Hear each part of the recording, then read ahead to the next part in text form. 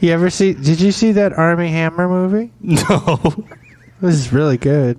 We should watch it. Dan turned me away from it. No, keep going. I don't think that's appropriate music. No, It's too groovy. What's that movie? That Call Me by Your Name. Call Me by Call Your Me Name. by. So Kate goes, "Hey, let's watch some screeners." I was like, "Okay, well, we've seen.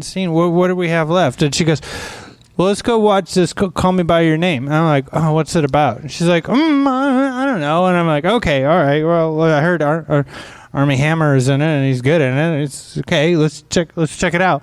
Watch it, and it's about this older man like falling in love with this young boy. 17. 16 actually, I think. And I'm like, okay. All right, fine. All right, whatever. I'm a little uncomfortable because the kid's underage, and it's very romantic. And then when it gets to the child fucking, He's 17. 17. I'm not defending child fucking. Keep going. Just. I'm sitting there watching it. I turn to Kate on the couch. She's fast asleep. So now I'm just me sitting alone in the living room watching this man romanticize this boy. And it's all romantic, and it's all like indie film with good actors, and like going. It's like it's all great, and it's fun, but it's. You had already you told me that story, and the funny thing about it, and I'm just saying because like when you were explaining it to me, you're like, you so wanted Kate to know that you were a thoughtful, Academy Award considering. Advocate of progress in the future, and that you weren't. I wanted to. You were afraid to like. You were like your eyes are glued on the screen, and she's behind you on the couch, and so you're like you're afraid to like kind of like send any overtures of looking at your watch. I had to go to the bathroom, but I held it in because I was like, well, if I get up now, I'm homophobic or whatever. So I'm going to watch this being uncomfortable, and I'm just like, and I look, she's fast asleep. She was probably fast asleep throughout the whole thing. She probably fell asleep. She felt the credits were like. It was the funny thing about the movie was that Cody and I kept going like, well, I get this. Part of this exercise might be that 17. That straight people are supposed to like experience like getting frustrated that gay people haven't gotten down yet. 17. Because we were like, if this was the Brokeback guys would be on their third Brokeback by now. It takes them 2 hours to break a back to do it. I don't want to spoil Call Me by Your Name. There's absolutely no question. Once in a while, a movie comes along where you're like, Jesus Christ! Obviously, the director's very talented. The actors are amazing. That kid is giving like the performance of a lifetime. Like and taking. That's not funny. It's not funny. It's not funny. It's not funny. No, because that's just not funny. That's just a straight It's up. not funny. He says he's giving the performance of the lifetime, and he's taking the performance of a lifetime. That's not funny. I'm just saying that's hack. We gotta be. It's not hack. Yeah. You're smiling. Well, because I'm smiling because you're yelling at me. It's not hack. It's brilliant. It's the funniest joke ever. Yeah, I've never been. Find your camera.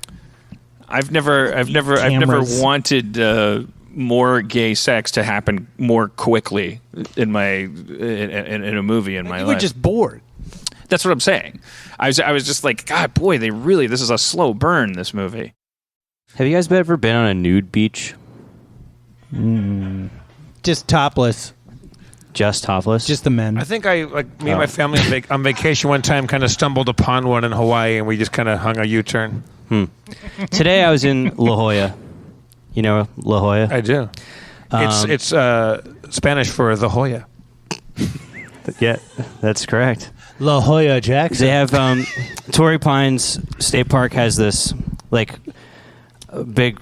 It's on the top of this big cliff, and they do gliders. Like people are paragliding and parachuting off this cliff, and we're at the top of the cliff watching these people jump off the mountain, which is pretty cool. And we went, wouldn't it be cooler if we went to the bottom of this cliff to see the people jump off the hill? And we were like, sure. We hiked down this cliff to the beach. And as soon as we got on the beach, we realized everyone was naked. Even the hang gliders? No, not the hang gliders. I've been thinking about it. The important thing about the movie is that it introduces you to the emotional aspect of sorry, the fact that I'm straight and I'm going like, hurry up and fuck each other already. The actual I'm like, man. oh, I want to define More foot rubbing. It's a symbol for. I want to define homosexuality by the act. That's what we've done throughout society, because then we define it by the act, and then we criminalize the act and all these things. It's like, people can be in love. They are every day without anybody admitting it or knowing it or all those things. Like everybody's. I love that movie now. Or good save. Sodomy. No, he was really underage. long. He was underage. Yeah, I mean, I'm not going to say Everybody goes, yeah, but it's France. I did find that kind of fascinating, though, because I'm very happy to be done with have Milo Yiannopoulos be out of the picture, but isn't that kind of what he was gay-splaining on the Rogan show or whatever? Like what he finally, like, we found his off switch, and his off switch was that he was technically in favor of whatever, because wasn't his whole like monologue just about the fact that when you're gay, because you're already taboo and you're not, there is no prom night for you, and there is no like rigorously set up rails to your sexuality, that the way that you often encounter your sexuality is through the indoctrination by the people like. I couldn't loathe the guy more. I'm so happy that something brought him down. I just find it ironic. Is that how it happens, Dan? That's how it happens. That's not funny. Jan and Milo. Have you guys ever seen videos of people skydiving naked? It's pretty funny because everything's just flipping and flapping and flying. So you went. Mine wouldn't. You walked down. You're like. Mine would. You're like, hey, I was you got those checking out like all the hang gliders. What do you? Your giant balls skydiving, Spencer, would be a spectacle. I could use them as a parachute. You think you could? Did you talk to anybody down there? Like one of those flying squirrel, like Red Bull, like wingsuits, so you could just like stretch your balls up behind Yeah, you like a V wing and just land. Yeah. That'd be amazing. I could also stretch it over my whole body. My privates at normal room temperature look like a big it's like just a big pair of balls, and then at the top of them it's just like there's just a little nipple coming out. Just a fun time, Harry. Just like, hey, look, I'm not going to make a fuss unless anybody wants me out here. Do you think your balls are doing your dick a disservice by putting your dick into that high a contrast, like, because they're that big? Yeah, I can't tell if it's an illusion that's like, wow, those are big balls, but I've seen the photo of that Cody took of you with your balls hanging out that we keep torturing Steve Levy with. Yeah. You think they're big? Your balls are the size of like lemons. Like, is that big? Huh? Yes, big? that's big. Yes, yeah. Lemons yes, is bigger big. than mine. And they're certainly big for a guy whose dick is a nipple.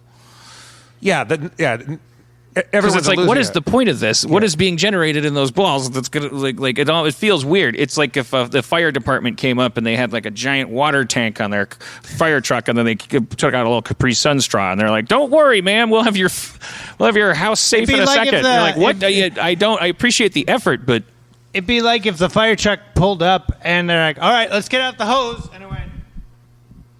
right, something like that. I don't know what the metaphor is. I know it breaks down because it's like it's not a dick's job to like pour a bunch of cum into it. All right, let's kind of literally a dick's job. Let's put out this fire. Yeah. He's miming like a hose that's not long enough. It's moments like this when I wonder why, more than ever, we don't get a bunch of black women on our show to talk about.